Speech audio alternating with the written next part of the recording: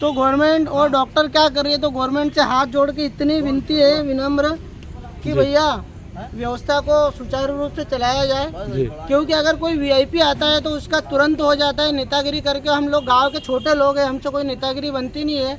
गांव में हम हमारा जबरन में रोजी रोटी जबरदस्ती का दिन दहाड़े एक दिन में लाते खाते पीते हैं। नेतागिरी में कोई जान पहचान नहीं है। तो निवेदन यही है कि बिना नेतागिरी के गरीब का काम उचित हो। इस समय हम मध्य प्रदेश के खंडवा के मेडिकल कॉलेज हॉस्पिटल के पोस्टमार्टम रूम के पास मौजूद हैं और हम आपको बता देना चाहते हैं कि खंडवा जिले के जावर थाना क्षेत्र अंतर्गत भावसिंहपुरा गांव में कल रात एक दर्दनाक हादसा हो गया।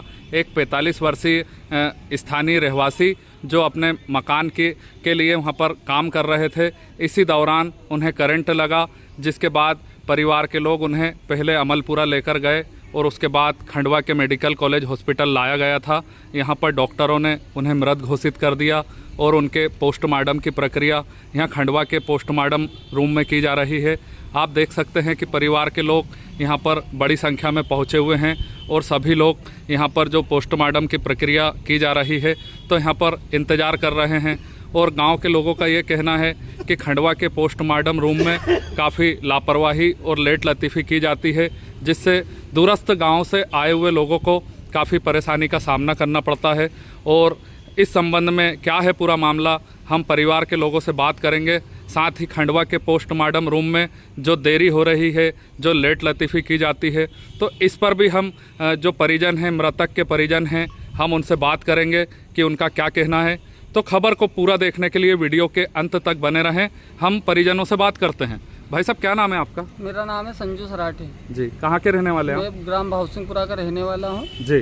भाई साहब, क्या दुखद हादसा हो गया, आप यहाँ खंडवा के पोस्टमार्टम रूम के सामने खड़े हुए? ये मेरे मामा जी हैं जी। इनको करंट लगा था घर पर जी। और उसके बाद में हम खंडवा वहाँ पे गांव में बताया, गांव वालों ने बोला डॉक्टरों ने खंडवा लेके जाओ, हम खंडवा लेके आए जी। और खंडवा के डॉक्टरों ने मृत घोषित कर दिया जी।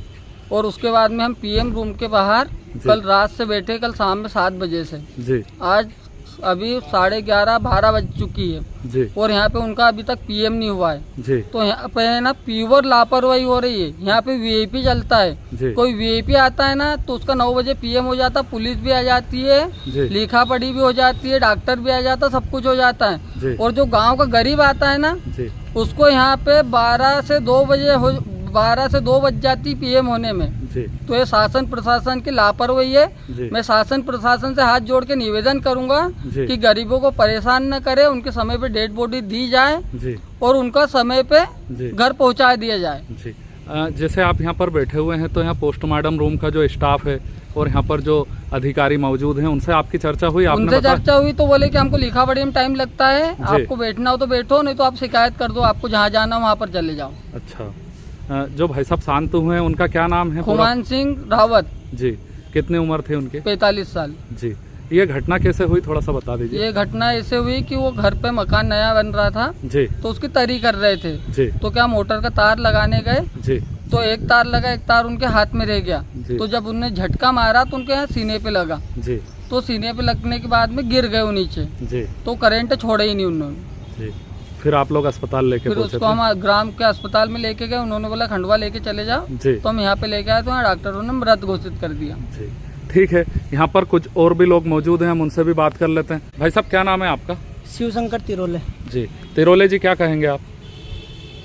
बस मैं शासन प्रशासन से यही गुहार लगाना चाहूँगा जी कि जो व्यक्ति मर चुका है जी और जिनके परिवार वाले हॉस्पिटल के बाहर है, जो लेडीज वगैरह रिलेशन वाले घर पे वेट कर रहे हैं जी, वो कल रात से वेट कर रहे हैं जी। हम लोग कल रात से बाहर खड़े हुए हैं, बस डॉक्टर पुलिस यही बोलती है बस 10 मिनट 10 मिनट 10 मिनट 10 मिनट 12 बज गई। आज जो भैया खुमान सिंह रावत जो डेड बॉडी पड़ी हुई है, उनकी श्रीमती को भी झटका लगा था, करंट लगा था, वो भी हॉस्पिटल में एडमिट है। अभी उनके परिवार में किसी को पता नहीं है कि भैया मृत हो चुके हैं और हम लोग अभी तक उनको ढाढ़स बना रहे हैं कि भैया अभी भैया हॉस्पिटल में उनका इलाज चल रहा है। बट रियलिटी ये है कि अभी तक उनका पीएम नहीं हुआ है। अगर उनका पोस्टमार्टम हो जाता तो हम उनको तुरंत ले जाते, तो कहीं ना कहीं परिवार को भी पता चलेगा और परिवार भी थोड़ा इस दुख को बांटेगा। और पूरे ग्रामीण में यही चर्चा है कि यार कल से गए हैं, 12 बज गए, अभी तक पीएम नहीं हुआ है जी। तो गवर्नमेंट और डॉक्टर क्या कर रही है, तो गवर्नमेंट से हाथ जोड़ के इतनी विनती है विनम्र कि भैया व्यवस्था को सुचारू रूप से चलाया जाए जी। क्योंकि अगर कोई वीआईपी आता है तो उसका तुरंत हो जाता है नेतागिरी करके। हम लोग गांव के छोटे लोग हैं, हमसे कोई नेतागिरी बनती नहीं है।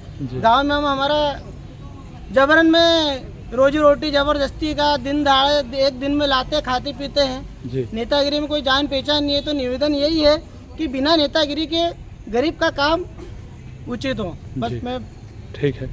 तो आपने देखा कि यहाँ पर हमारे कई लोगों से बात हुई है। भावसिंहपुरा गांव के कई लोग यहाँ पर पहुँचे हुए हैं और परिजन भी पहुँचे हुए हैं। तो इनका यही कहना है कि ये दुखद हादसा जो हुआ है तो जल्द से जल्द ये लोग शव को अपने गांव ले जाकर अंतिम संस्कार की प्रक्रिया करना चाहते हैं। और यहाँ पर जो पोस्टमार्टम रूम में यहाँ पर जो लेट लतीफ़ी की जा रही है तो इससे पूरा परिवार भी परेशान है और गांव के लोग भी इंतज़ार कर रहे हैं कि जल्दी से शव भावसिंहपुरा गांव पहुंच जाए ताकि अंतिम संस्कार की प्रक्रिया पूरी की जा सके। हमारी इस खबर में फ़िलहाल इतना ही।